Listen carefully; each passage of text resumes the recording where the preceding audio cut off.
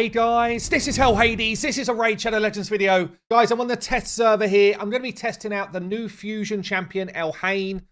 We've got the Supreme ElHAIN available to test. And I figured, I did a video just earlier showing Hard Spider. And I kind of said in that video, tell me who you want to see next. Because there's a whole bunch of videos I could do. The new Hard Dungeons, the other kind of Void Legendaries here in Gaelic, Aethel, Kale. But overwhelmingly, people are like, look, the new Fusion's coming tomorrow. We want to see whether Supreme ElHAIN is going to be worth our time or not. And, I mean, damn. She is looking foxy in her get-up here as the High Elf Queen. Very blue eyes. Yeah, she looks cool. Actually, I really like it. I think I like the visual more than I thought I was going to. At first, I was like, is this just normal ElHAIN? She definitely feels more regal. She feels like she's had a step up. Let's have a quick look through her kit. And then what I want to do in this video is I want to see what her damage is like. I want to see what she's like compared to Gembo, who a lot of us have just picked up as a nuker. Yeah, through the Prime rewards.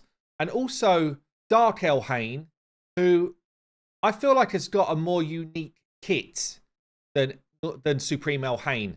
But I want to do a bit of a test side by side, ideally just about in the same gear. I'm going to try and make that work so we can see who hits for more, who's generally got more utility, who should you build out if you had a choice of the three. And then that might enable you to decide whether this is going to be a fusion you go for or not. I'm still, by the way, before doing this testing, I am unsure whether to go for this fusion on the free-to-play or not. Okay, so perhaps by the end of the video, I would have got a better idea of whether I feel like I should. It's also worth saying as well, and I always kind of call this out, if you can get a Void Legendary, you probably should. You never know when a champion's going to be changed, buffed, etc. And if you missed a Void Legendary and then for whatever reason they become super good in certain content and you had the chance to grab them and didn't, then you might be a bit upset with that. But, you know, it is a lot of resources, a lot of time, effort to get a fusion. So it's down to you guys what you think. Firstly, we haven't seen her base stats before right now. Base speed 102 is high. You don't necessarily need high speed for your nuker, but it's a good base to work from. Base defense is also high, 1145 for an attack-based champion. The base attack is decent at 1500. It's not like top tier, and it does make quite a difference when you're scaling everything through attack, but multipliers generally mean more than their base attack. So it's about what our multipliers are like rather than this base number. But 1500 is kind of like middle of the road. One thing I don't like is this base HP. I was having a chat with Saf about this. Saf was like, well, it's probably fine, but less than 14k for me is low. And the reason why I don't like it is for most of us that are not playing like top end arena, we need some sort of survivability in case we take a hit. Also, if we take them outside of the arena into dungeons and that type of stuff, again, we need some sort of survivability to take a hit. And under 14k is really quite low. We look at other kind of like top tier nukers. Leo, 18.5k, but less defense. Somebody like, who else is top tier at the moment? Cupidus, maybe? 18.8k, but less defense. So I guess maybe she's kind of got the defense over the HP in her set. 15k HP, 1k defense on Baron. Yeah, so you kind of get the idea. Trunda's a bit of an anomaly because she's just got crazy high HP. She's got like 22k. Candy, 17.5 with 900 defense. So it just means that she's going to be less valuable, I think, in a defensive team or in a go second team. Certainly for arena, if we're talking arena. I think if you're going to use her for arena, she's probably going to need to be in a speed team. And speed teams, honestly, are like 2021 meta. Yeah, they're not really 2023 because Stone Skin is a thing, and Raid have successfully killed speed meta out of their game. In fact, the slower, the better nowadays. So don't know if she kind of quite fits today's meta in terms of an arena smacker.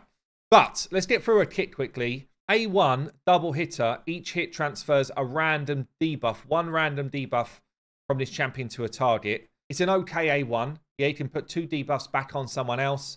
In any content, you pretty much get debuff nowadays. Obviously, you can't transfer stuns and stuff because you won't get a turn anyway. So it's going to be mainly things like drop defenses, poisons, that type of stuff against bosses. can be pretty good, can be quite useful, but it's not going to be a game changer, I don't think.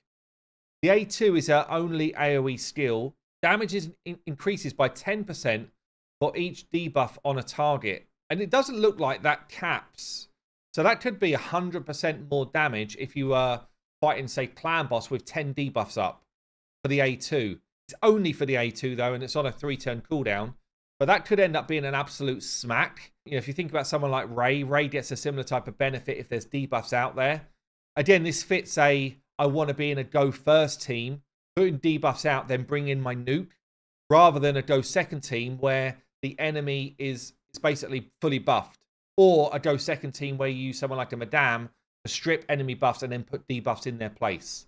So I feel like that's going to be the type of team that she would play in if we're talking about PvP. Resets crack shot if she kills someone with this skill. I mean, we're hoping she's going to kill everyone with this skill, honestly, because, you know, it is her bread and butter AoE. So the A3 then is the crack shot. Attacks an enemy, ignores ally protect, strengthen, and shield. Honestly, if they just put ignores stone skin here, then this champion would be probably top tier. But because they don't, and stone skin is just everywhere, it becomes a problem.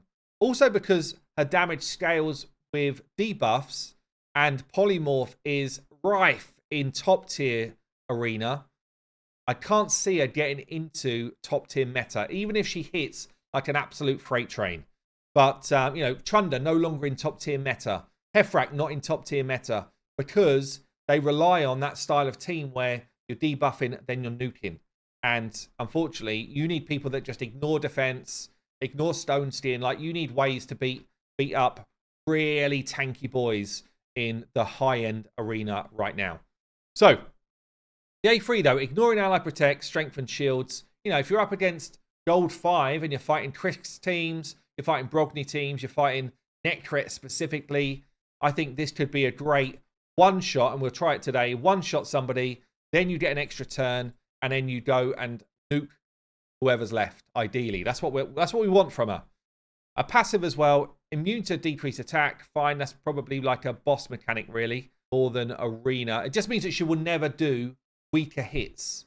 Yeah, she's void affinity, so she's never going to be getting her damage reduced, which is cool, actually. This part here, though, inflicts 20% more damage against targets whose attack is lower than hers. On the face of it, that sounds amazing, right? And for PvP, it should be 20% more damage. Great. For PvE, we might have a problem. And actually, you guys can check this at any time. So you can come to ElHAIN.com here, go to the raid stages tool. You can look at your enemies in any content. Okay, so if we look at, let's call it for starters, let's go to Dragon stage 20. Yeah, which I think a lot of people will farm. If you're a newer player, this is probably where you spend quite a lot of your time. Or if you're kind of building your way through.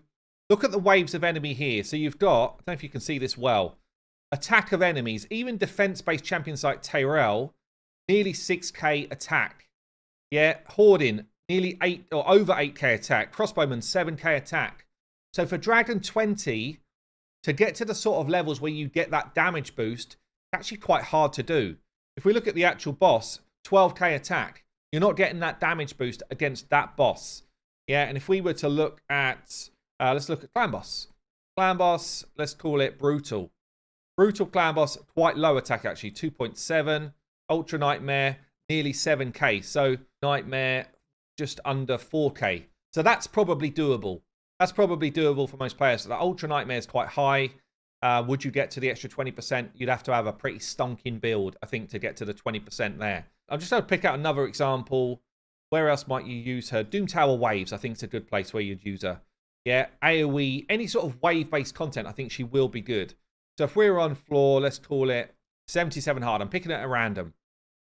Enemies here, 8k, 9k, 9k. Yeah, they stat boost these waves of enemies, like, insanely.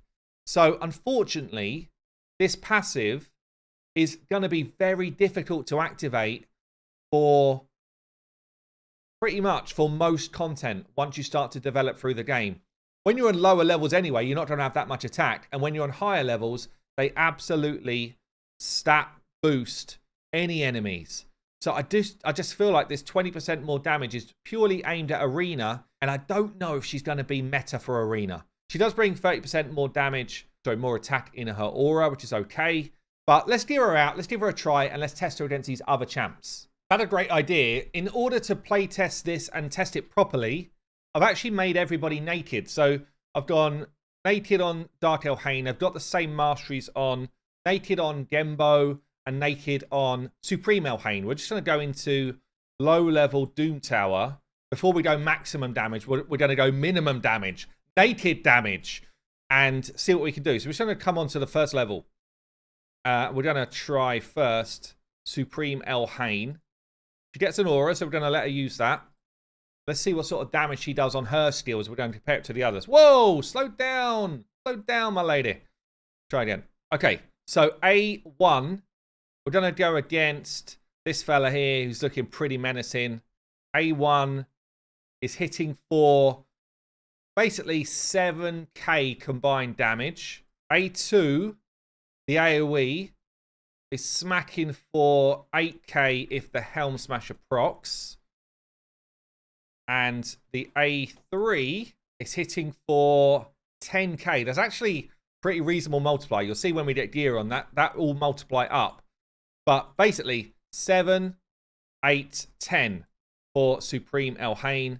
Let's see what that looks like versus what I would say is a champion with quite an interesting kit.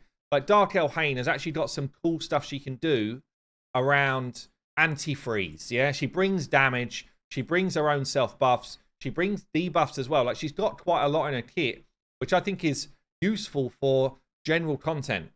Let's see what her A1, which is a single hit, does here. So we're looking to try and compete with, what was it, a 7k A1. She got a crit, which was 8k, so that's a little bit unfair. Whereas other ElHAIN was not a crit. We're going to try that again.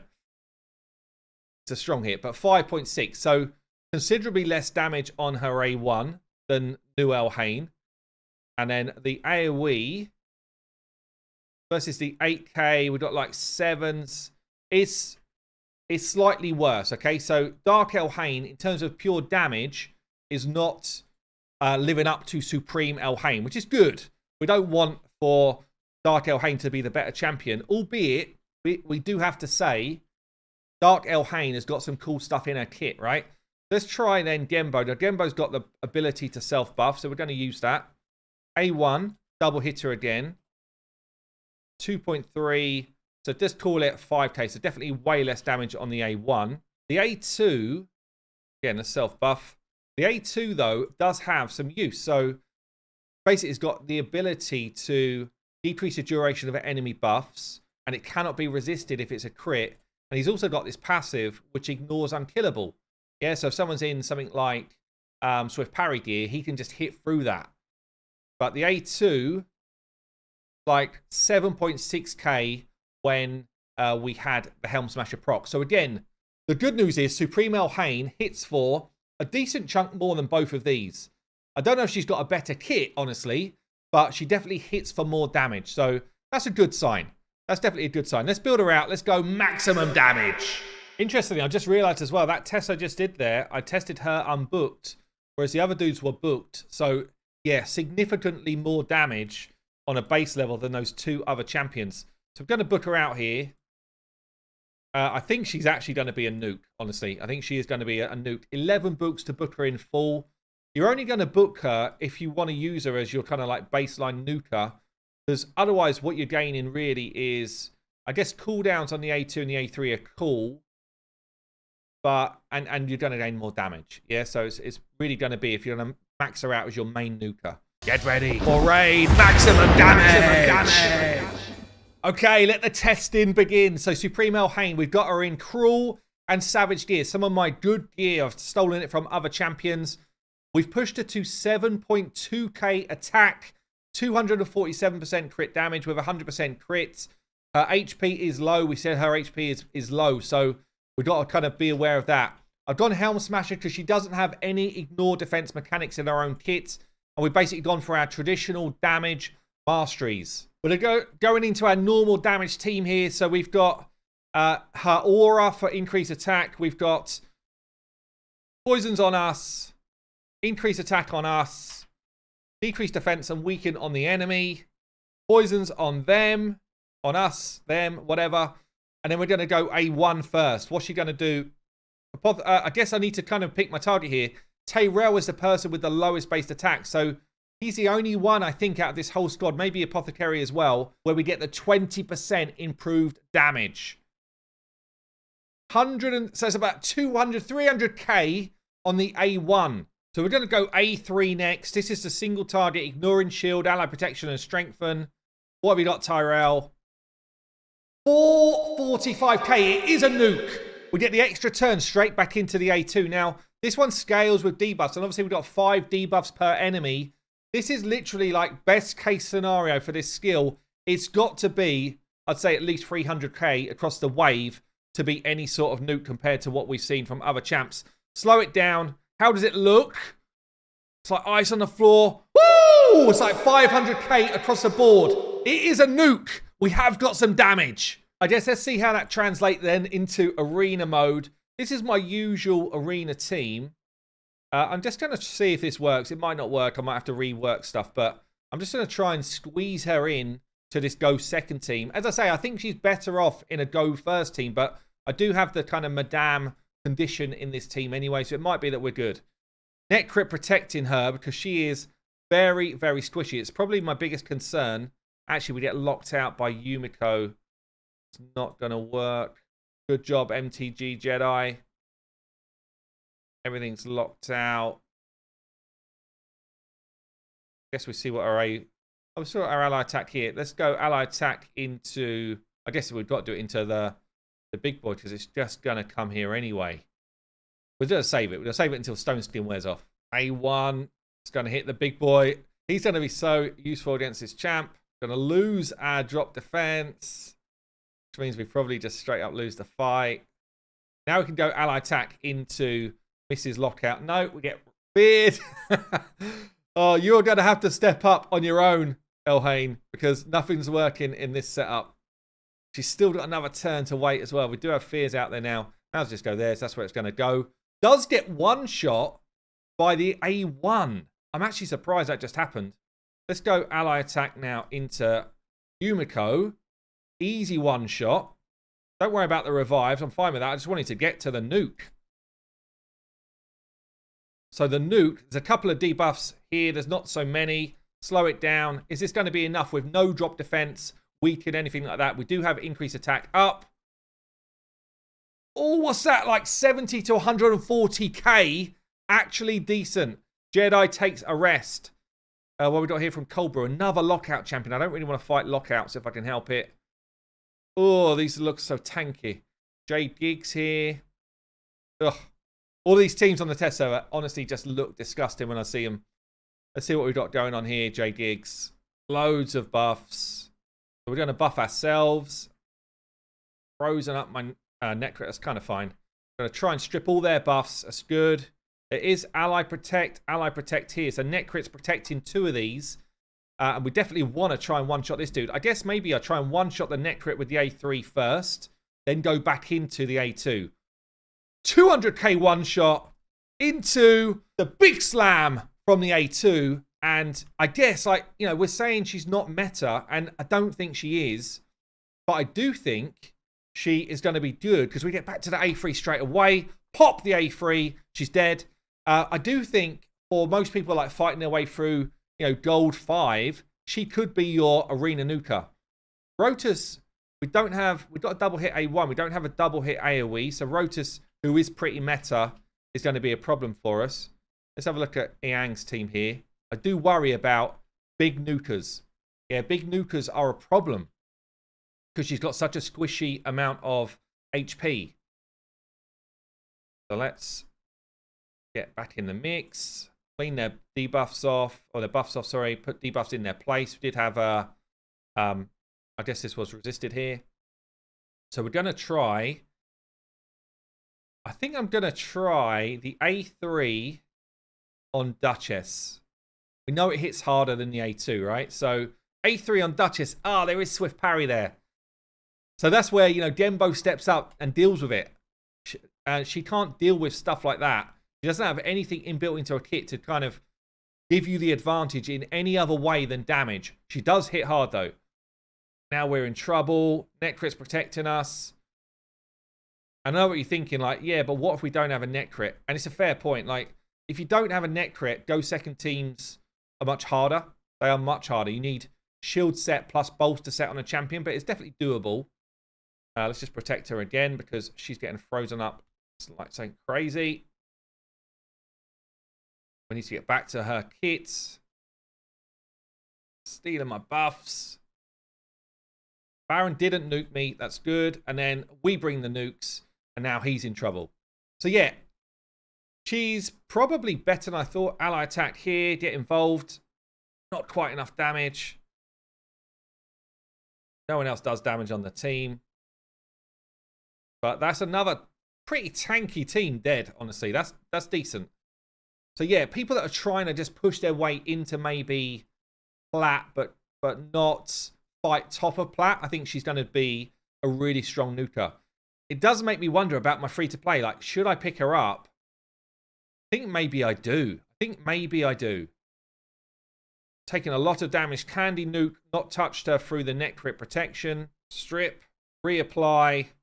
I guess we just go straight into the A2. And pow, 200k across the board. It is a big nuke.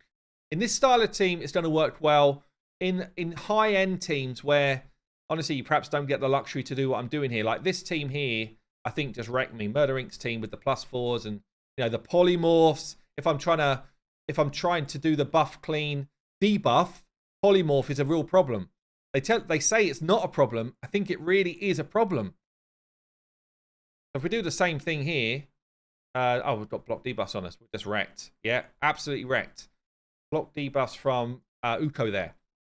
So in like a proper meta-style defense, where polymorph is rife, and we have to debuff or clean buffs off to get things going on, I think she just can't face that type of team. I think she just doesn't do well enough. Look at this. Another high-end player, 3 polymorphs. They tell us polymorph's not there. They tell us she is meta for arena, and she needs debuffs to do her job. Raid, you're contradicting yourself. So we get cleaned off. Everyone's having a nap. Hefrak tries to nuke. Doesn't quite do the job, but I now don't have anyone to clean off my debuffs. So I basically need, through increased defense, I need to one-shot with the A3 to stand a chance on this team. And if I do that, Hefrak's going to nuke me anyway, because I've got no net crit protection anyway. So therefore, I have to A2 and kill the whole team in one shot. Otherwise, I lose. Without the decreased defense, without the type of setup that we need, it's just not happening. We get a counter-attack off there through our gear. But yeah, we're going to be dead. So you can see where she starts to fall short against the really kind of high-end teams, or even what you class as, you know, the current meta of kind of champion pool. Let's try Baraku here. Defense-based nuker in Ragash. Buff strip on us again. Guess, yeah, you wouldn't run this team against a buff stripper normally. So let's go ally attack into the big boy, because it's where it's going to go anyway. Stone skin, obviously a problem, but we did clean it off that time. She's very slow, don't forget. I've not speed tuned her into this. Been sheeped.